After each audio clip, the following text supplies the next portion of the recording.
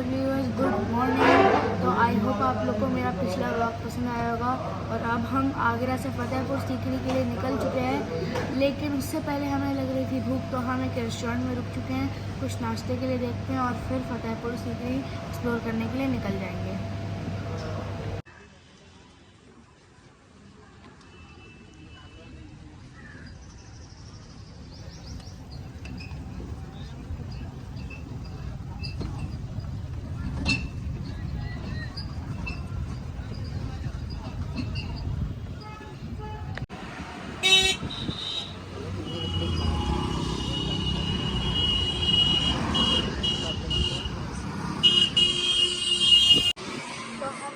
बात करती है और अब हम जा रहे हैं फतेहपुर सीकरी देखने के लिए।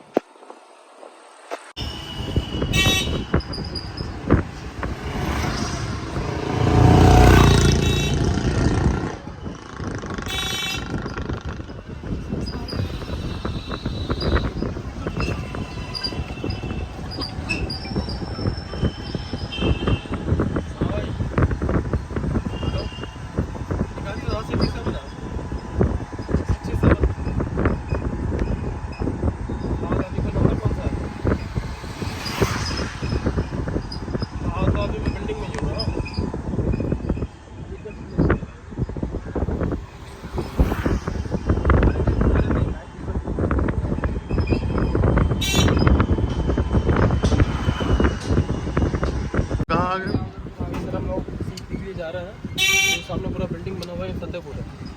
इसको लंगर खाना खाया जाता है। यहाँ बाद सब एवरी फ्राइडे लंगर किया करता है।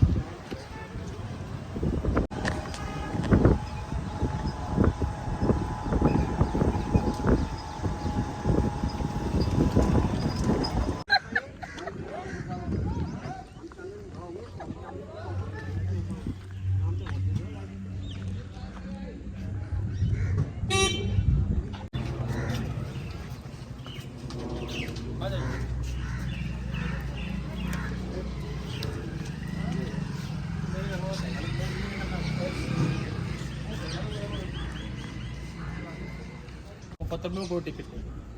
वो हाल पहले जगह है, धार्मिक जगह।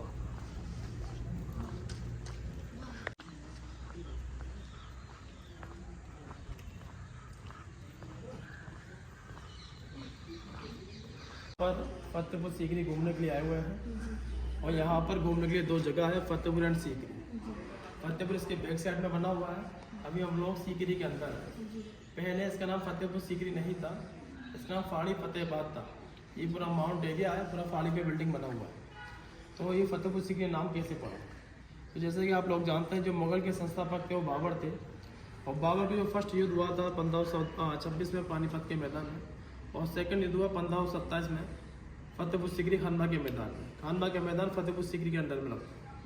तो बाबर ने फतेहपुर सीकरी 1527 को विक्ट्री किया, यानी कि इसको फतेह किया, तब इसका नाम फतेहपुर सीकरी पड़ा।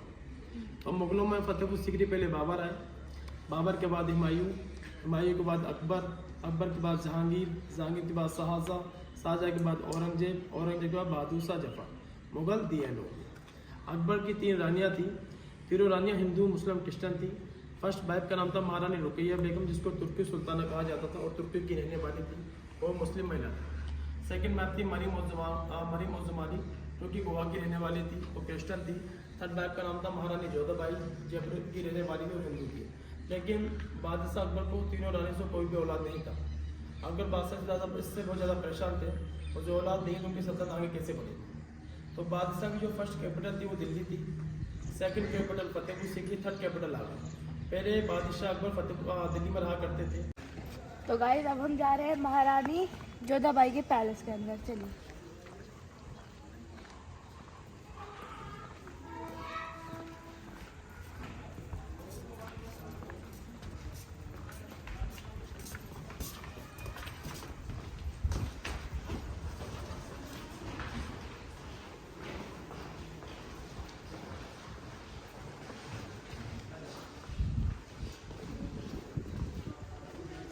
तो अब ये आता गिफ्ट इसलिए क्या था क्योंकि महारानी जोधाबाई से जहांगीर हुई। तो सामने आप देखेंगे ये जो बिल्डिंग बना हुआ है, इसको समर पैलेस कहा जाता है। इसको समर पैलेस इसलिए कहा जाता है, इसके अंदर जाली का वर्क है और गर्मियों में यहाँ पर जालिमा ठंडी हवाएं करती थी और इसके पीछे झील हुआ करती थी जिसकी वजह से गर्मी में ठंडा रहता था। तो यहाँ पर महारानी जोधाबाई 8 महीने रेस्ट करती थी।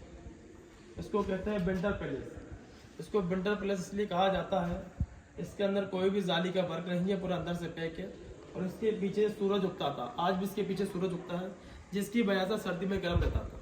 तो 4 महीने महारानी जोधाबाई यहाँ रेस्ट करती थी। इसको समर पैलेस कहते हैं, इसको विंटर पैलेस कहा जाता है।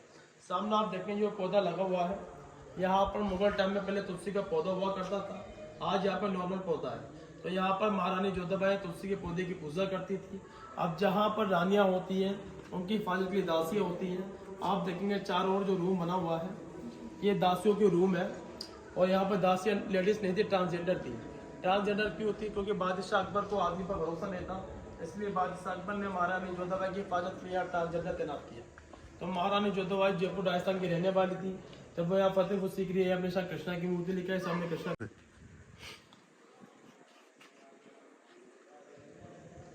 किस नाम से चैनल आपका?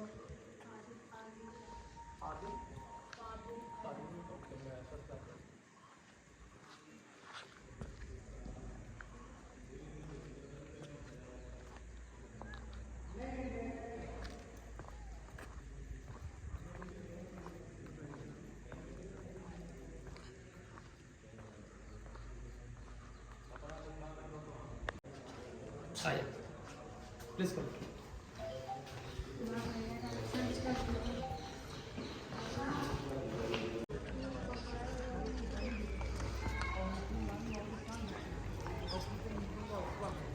और ये है सबसे बड़ा महल महारानी जोधाबाई का।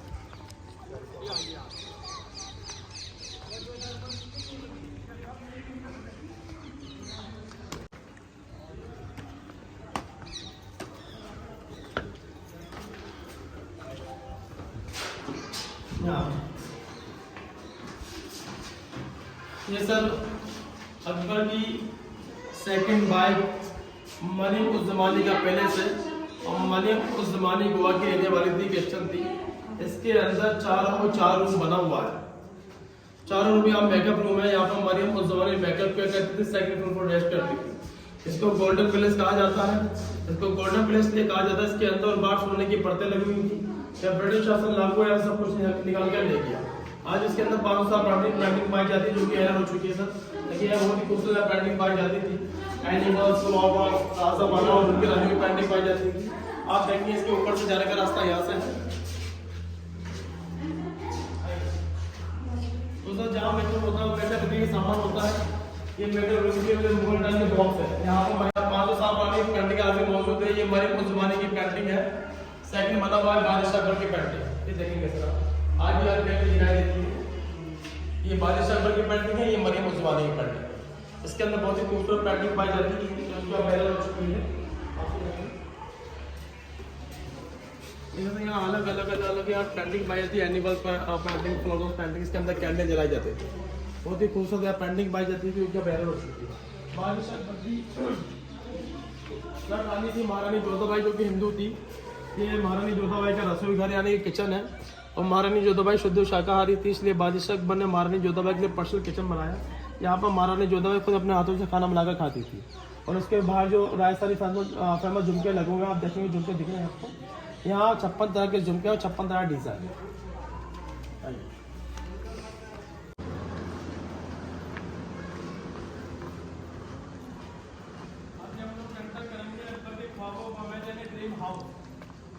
ये अकबर का ख्वाबों का महल है।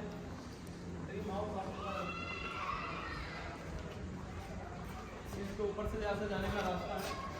गाइस ये है बादशाह अकबर का ख्वाबों का महल, ड्रीम हाउस। यहाँ बहुत टाइम में कैंडल जलाई जाती थी, मिसाइल है।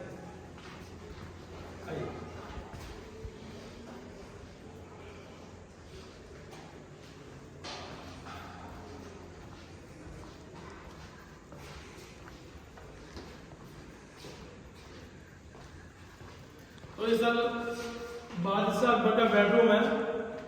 यहाँ पर बादशाह अकबर आराम फरमाया करता था और इसके चढ़ने के लिए 3 और चंदन की स्टेप थी जो कि टूट चुकी है। ऐसा कहा जाता है इसके अंदर मुगल टाइम में 1 फीट के अंदर पानी भरा रहता था। जिसकी वजह से पानी की वजह से ठंडा रहता है। तो अकबर की चीज बादशाह साहब ने अपने तीनों नालों के अलग अलग रास्ता बनाया। फर्स्ट जो रास्ता बना हुआ है ये महारानी रुकैया बेगम का रास्ता है। सेकंड रास्ता बनाया महारानी जोधाबाई, इसको बंद कर दिया गया। थर्ड रास्ता बना मलिक जमानी का। तो बादशाह जब अपने तीनों नालों के यहाँ बुलाया करते थे तो अपनी तीनों रानी अपने अलग अलग रास्ते यहाँ पर आया करते। अभी सर आपको मौका लगेगा लेकिन ये मोर टाइम में लग्जरी को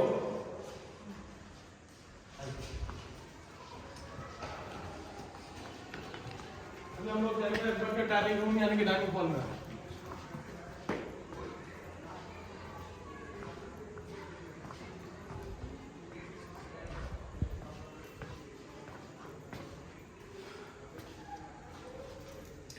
ये सर अकबर का डाइनिंग रूम यानी कि डाइनिंग हॉल है। यहाँ पर बादशाह अकबर अपने तीनों रानों के नीचे बैठ के दस्तरखान में खाना खाया करते थे। और जितने यहाँ खाने का बने हुए हैं यहाँ मुगल टाइम में डिशेज रखी जाती थी। ये जो बफर सिस्टम है ये मुगल टाइम में चला आ रहा है। तो खाना बनाने का चूल्हा होता है, हमारे यहाँ आजकल में गैस बन जाए चूल्हा होता है, ये मुगल टाइम का चूल्हा है। इसको बंद कर दिया, इसके अंदर फायर कर दी थी। तो आज भी यहाँ पर 500 साल पुरानी ओरिजिनल पेंटिंग है। ये 500 साल पुरानी ओरिजिनल पेंटिंग है, बहुत ही मुगल एम्परर के टाइम पे इसमें गुलाब जल डाला जाता था और फिर ये एयर फ्रेशनर की तरह काम करता था और फिर बादशाहों के रूम में एकदम महक आती थी और अच्छी थी। कहा जाता है अनूप के माना सुंदर, तालाब के माना टैंक। इसको बादशाह अकबर ने अपने शोमिंग के लिए बनाया था और इसको चार चमन भी कहा जाता है। इसको चार चमन इसलिए कहा जाता है, इसके जाने के लिए चारों चार रास्ते बने हुए हैं और बीच में एक सीट बना हुआ है। तो बादशाह अकबर के 9 रत्न थे यानी कि 9 मिनिस्टर। तो 9 रत्नों में 2 रत्न थे, एक तानसेन दूसरा बैजू बाबरा, दोनों संगीतकार थे। दोनों के यहाँ बैठकर कंपटीशन हुआ करता था। ऐसा कहा जाता है अब तानसेन संगीत गाते थे तो दीपक जल जाते थे और बैजू बाबरा गीत गाता तो बारिश हो जाती थी। ये जो सामने जो बना हुआ है अकबर के ख्वाबों का महल, यहाँ पर बादशाह अकबर अपनी तीनों रानियों के साथ बैठकर गीत का लुत्फ उठाते थे। और सामने बालकनी बना हुआ है, यहाँ बालकनी में अकबर की लेडीज फैमिली लोग यहाँ गीत का लुत्फ उठाते थे, नीचे आवाम बैठा करती थी। आपने सर परदेश मूवी की फिल्म देखा होगा, इसमें एक सॉन्ग था नहीं होना था मुझे हो गया प्यार, वो शूटिंग इसी सीट पर हुआ था। और सामने आप देखेंगे ये अकबर की फर्स्ट वाइफ महारानी रुकैया बेगम का पैलेस है, जिसको तुर्की सुल्ताना कहा जाता है। तुर्की की रहने वाली थी, मुस्लिम थी। सामने शीश महल बना हुआ है, इसके अंदर पॉइंट और स्टार बना हुआ है, जिसके मुगल टाइम में उसके अंदर डायमंड और शीशे लगे हुए थे रंग बिरंगे। उसके अंदर जब कैंडल जलाया जाता था तो कैंडल की वजह से रिफ्लेक्स पड़ता था, जिसकी वजह से वो चमकता था, इसलिए उसको शीश महल कहा गया। यहाँ से निकाल के ले गया। अभी आप देखेंगे इसके अंदर बहुत ही खूबसूरत कारीगरी एंड पेंटिंग आर्किटेक्चर पाया जाएगा। और यहाँ का जो आर्किटेक्चर थे वो शेख बहादुर चिश्ती थे। आइए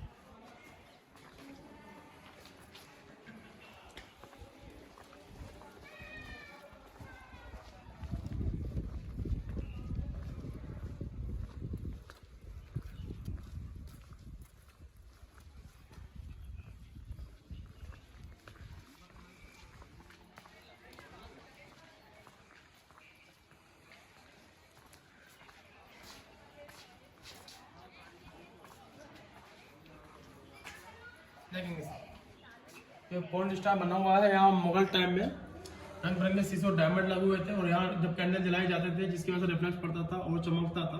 तो ब्रिटिश शासन लागू हुआ, सब कुछ यहाँ से निकाल के लिया। आप देखिए ये जो कारीगरी है, आर्किटेक्चर है, ये मैट कारीगरी है। मैट होता है सर चटाई, उसकी कारीगरी बहुत ही खूबसूरत तरीके से बनाया गया। आप देखेंगे सर उसका यहाँ सर आज भी लोग यहाँ हाथ की कारीगरी देखने आते हैं। पहले कोई मशीन का वर्क नहीं था, ये सब हाथ का कारीगरी है। देखें बहुत साफ तरीके से बनाया गया, गोल पत्ती का है। और आज यहाँ देखेंगे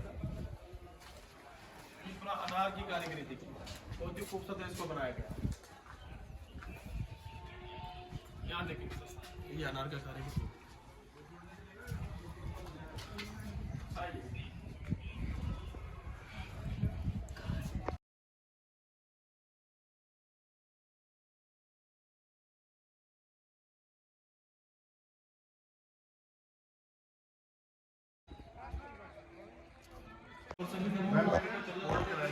इसके बाद इस अकबर ने 1582 में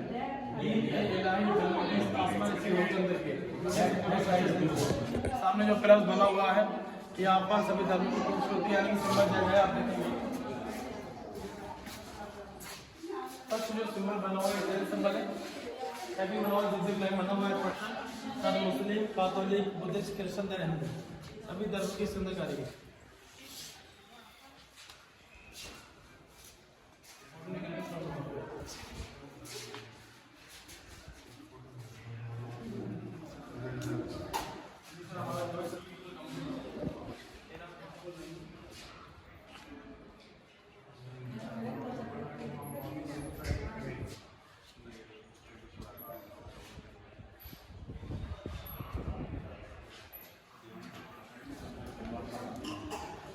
और मेरे पास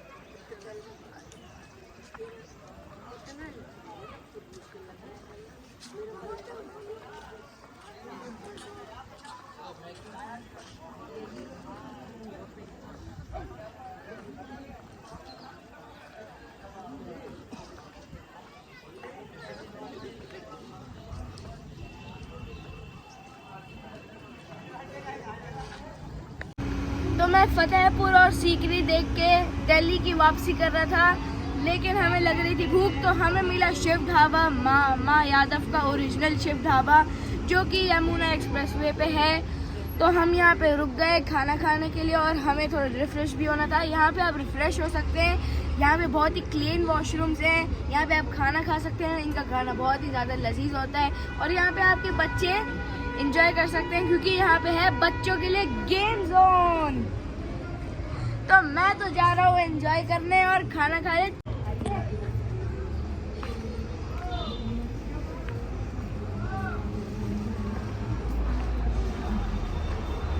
और अगर आप आगरा और फतेहपुर सीकरी से सोवेनियर्स या कुछ शॉपिंग करना भूल चुके हैं तो यहाँ से भी खरीद सकते हैं। यहाँ पे भी बहुत अच्छी वैरायटीज है, देखिए।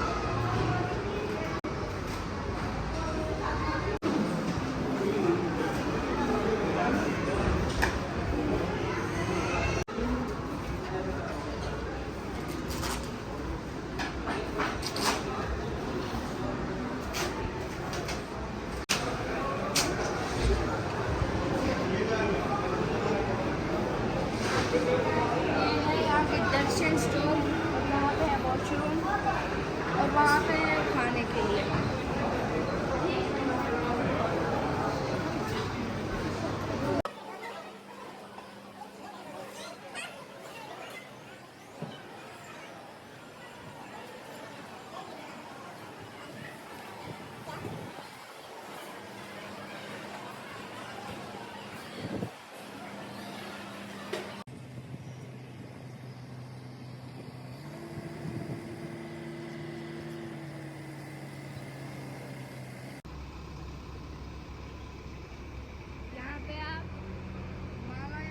रबड़ी फालूदा खा सकते हैं, आइसक्रीम खा सकते हैं, रबड़ी खा सकते हैं, और यहाँ पे जूस के भी स्टॉल लगे हुए हैं, तो आप जो जूस पीना चाहें वो पी सकते हैं।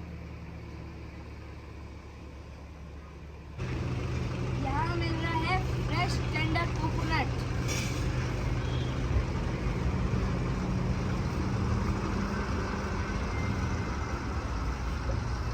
तो आई होप आप लोग को मेरा आज का व्लॉग पसंद आया होगा, और अगर आपको ये पसंद आए तो उसको लाइक करिएगा, शेयर करिएगा, सब्सक्राइब करिएगा।